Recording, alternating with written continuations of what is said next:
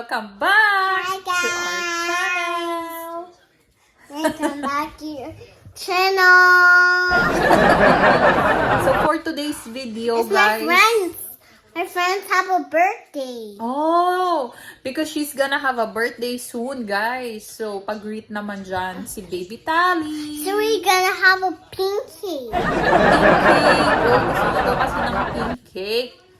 Pink Yun ang gusto niya cake sa is birthday niya. that always. We're gonna have a birthday soon. Yes, she's gonna have a birthday soon. November baby, right? So guys, So we're gonna vlog. yes. So we're gonna have a birthday soon. Yes, you're gonna have a birthday soon. So, ayun na nga, guys. Kaya kami mag-vlog. Ibabalita lang So namin we sa can inyo. vlog together. That is correct. So we're gonna have Next pink month. cake. Ang kulit. So we can have a birthday soon. That is correct. Can mommy vlog too? Together. Oh, together. Okay. Okay. So, ngayon, guys. So we gonna have a birthday soon. Oh, no. Sana maisingit ko yung sasabihin ko. Pink cake. Yum, yum, yum, yum. Kulit siya. Oh my goodness. So we gonna have a birthday soon. Okay. Can mommy tell something? Yeah. Okay. So, give me a minute. You pause for a while, okay? Okay. Okay. So, yun guys. Okay, Nakatanggap na tayo mommy. ng work pero part-time, short hours Okay, lang. mommy. Don't be loud, anak. I wanna vlog, please. Someone's sleeping downstairs. Yes. So, you need to keep quiet, please. So, yun. Short hours lang, guys. Dahil na-refer ako ng friend ko. So we Natanggap ako, can. pero dun sa So short we hours. can have a birthday together. Yes. Can I vlog now? Please? So the Emma cake can vlog together. Ang hirap pala pag may 2-year-old na madaldal. Emma cake is gonna have a birthday soon. Oh, yes! You're gonna have a birthday soon. So, yun, natanggap na So tayo. we gonna have a birthday soon. Oh, A no. pink cake. Oh, no. I like a pink cake. Okay. Okay. Pause for a while. So, ang nangyari dun sa interview, guys, hindi ko nagalingan masyado dun sa interview. Meron na itanong sa akin na hindi ko naisagot ng maayos.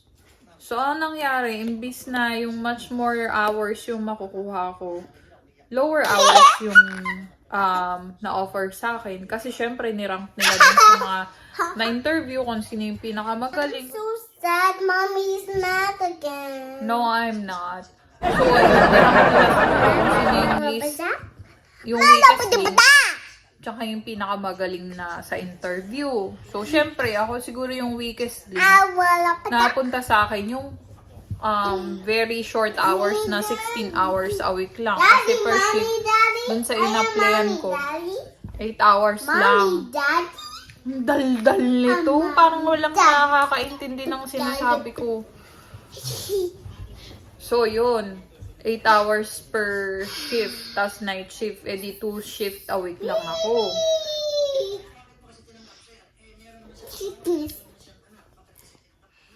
Kaya yun. So, hindi yun kakasya. For sure. Sa amin. Hindi yun kakasya. Kasi, ano lang siya, 16 hours a week. So, kailangan makahanap pa ako ng isa pang trabaho. Tapos, hindi, ang kalungkutan din, hindi siya benefited. Hindi ko nakuha yung benefited na short hours na ina-applyan ko. Yung ina-applyan ko kasi, at least, 7 shifts a week. Tapos, benefited. Kasi may opening na gano'n. So, unfortunately, hindi ko nasungkit yun.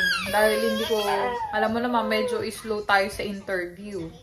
So, hindi ko, tas parang wala ako sa kondisyon noon, ganyan, hindi ko siya napaghandaan ng bonggang-bongga. Alam niyo naman kung bakit. Kasi parang nakukulangan na ako sa passion. So, yun. So, siguro, nararamdaman din yun nung nag-i-interview. At dahil dun sa kaibigan ko, dahil na-refer ako ng friend ko, alam niyo na kung sino yung friend ko, dahil dun sa mga previous vlog ko. Siguro, alang-alang dun sa friend ko, di binigyan na lang ako ng chance na makapasok. Kahit dun sa 16 hours, short hours PRN nila. Ayun. Pero, kailangan makahanap ako talaga ng isa pang trabaho kasi hindi yun sasapat sa amin. Kasi update ko lang kayo, yung ginagawa ko ngayon, PRN job, di ba? Tinanggihan ko yung dun sa offer sa akin dun sa previous hospital na traveler nurse ako for extension hanggang December kasi sobrang baba na ng sahod. Tapos, doble-doble pa yung trabaho. Tapos, sila pa yung magdidikta ng schedule ko.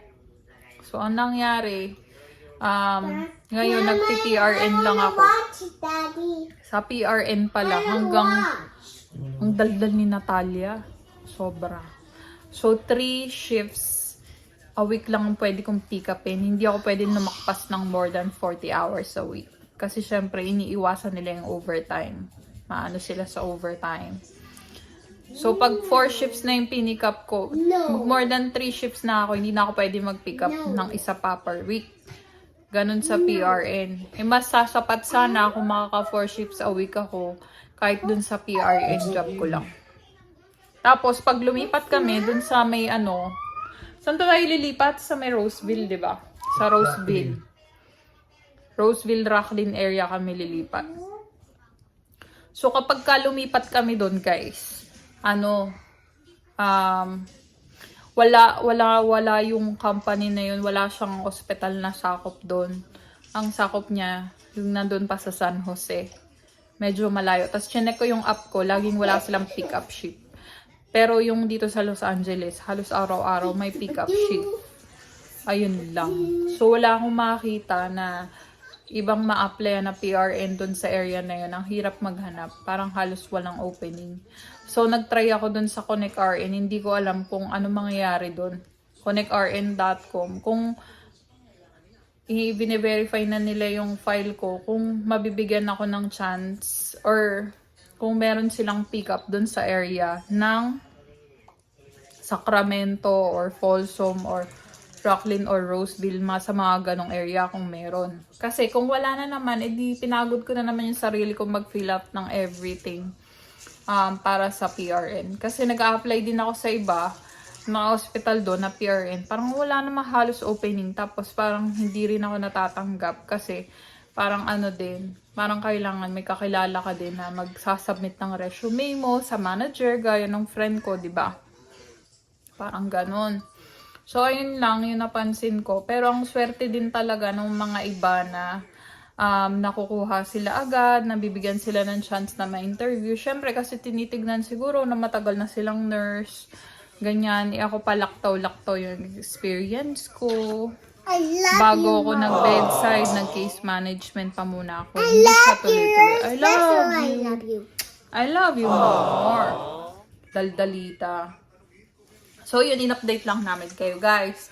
Wala na naman kasi kaming upload na vlog recently at ayaw namin mapabayaan yung YouTube. Gusto rin namin ng connection pa rin sa inyo guys. Yung hanggang sa makalipat kami, ganyan.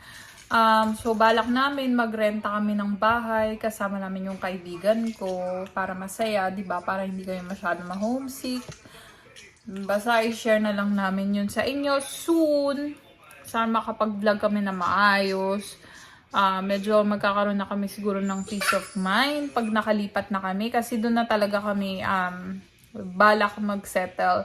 So siguro magiging struggle yung mga unang weeks, unang months namin, lalo na ngayon. Medyo na ako kasi kailangan ko ng isa pang trabaho para makompleto ko yung hours ko per week. Tapos para syempre magkasya at may sumobra para sa amin.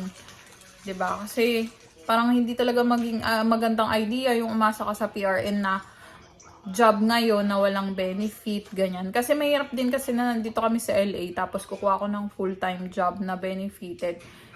wala naman na kaming balak magstay dito. Syempre, yung iniisip na naman yung pang long term kung saan kami permanent na mag-i-stay. So, yun na yung napili naming spot kung saan kami mag-i-stay for good. Siguro for a span of years, doon na kami mag-i-stay. Hanggang doon na rin mag-aaral si Natalia. Kasi nga na-check namin, okay yung school district, ganyan. Tapos magaganda din yung feedback. Tapos, okay din kasi suburban, yung vibe, ganun. So, yun. Yung ginagawa ng dalawa, yung isa nagse-cellphone, tapos ito yung isa nag-iPad. Mag-hi naman kayo. Hi! Say hi! Busy. How about the other baby? Ay, huwag na yung madaldal yan. Hindi namin yung gano'n, pag tinanong pa natin yan. So, ayun. So, ayun yung mga plano namin. So, dapat nga may pasok ako ngayon. Kaso, ang tanga ko lang kasi napag-mix up po yung facility. Dalawa kasi yung pinagpipick upan. Akala ko doon ako sa isa may pasok. So, doon ako pumasok ng alas 7. Sakto pa ako dumating. Tapos yung pala, kamala-mala mo, doon sa kabila pala yung pasok ko. Which is 1 hour away dito. So, hindi na lang ako pumasok. Pinaltan ko na lang yung isang shift ko na ngayon na imbis na off ako ng Sabado, pinalit ko na lang yun. So, ayun ang nangyari, guys. So, ayun, in-update ko lang kayo. Natanggap nga ako ng trabaho at papasalamat tayo na natanggap tayo. Grateful tayo sa Diyos. Pati dun sa kaibigan ko na nag-refer sa akin, pati dun sa tumanggap sa akin. Yun nga lang, short hours. 16 hours. Pero kasi mahirap kasi talaga makapasok doon sa ospital na yun. Kailangan din talaga meron kang ka-contact sa loob para mabigyan ka ng chance ma-interview. So, malaking bagay din yun. Malaking blessing. Mahalaga nakapasok na ako para anytime pag may nag-opening, pwede akong mag-internal apply para madagdagan yung hours ko. So, yun. So, for now, siguro sakripisyo, 16-hour shift. Pero pwede daw ako mag-pick up Pero kasi syempre ayoko umasa doon sa pick up, 'di ba? Maganda, nakapasok na ako doon. Tapos kung may mahanap pa ako na isa pang trabaho ngayon or kung may isa pang travel nursing assignment pansamantala, edi yun muna gagawin natin, 'di ba? So, yun lang. Wala tayong magagawa kundi mag-bedside for now. Hindi ako natatanggap sa mga work from home na in-applyan ko. Kaya maraming salamat din sa mga kaibigan ko na tumutulong sa akin. Pero talagang, wala talaga eh. Hindi talaga ako natatanggap. Kailangan ko pa muna mag-bedside. Baka mission ko to for now. Kailangan mag-bedside nursing muna ako kahit sobrang ayoko na mag-bedside nursing. Wala akong choice. Ayun. So, thank you so much guys for watching. Kaway-kaway sa dalawang busy dyan na mag-ama, na magkamukha. Sobrang close na yan siya sa daddy niya kasi lagi ang love na love niya yung daddy niya eh. Lagi daddy, daddy. I want daddy. Hindi makatulog nang wala yung daddy niya. Bye guys. Update namin ulit kayo pag nakalipat na kami or even before that. Basta update namin kayo. Sana kung may alam naman kayong mga PRN job dyan, madaling applyan or ipasok nyo naman ako guys. Kung bukal sa loob nyo. Basta doon sa bawang sa area ng Sacramento, Folsom, Rancho Cordova. Yun yung mga malapit eh. Roseville, Rocklin, yun. Pwede ako mag-pick up shift. Yung ganon. Diba? Alam ko may referral din kayo if ever, diba? Sana ma-refer nyo naman ako. Kasi ang dami ko na in-applyan eh. Ang hirap eh. Ewan ko kung positive ba yung mga iba kong na-applyan. Good luck na lang sa akin. Pero update ko kayo soon. Bye guys! Thank you very much. Please like, share, and subscribe to our channel. Yeah, subscribe to our channel. Good night.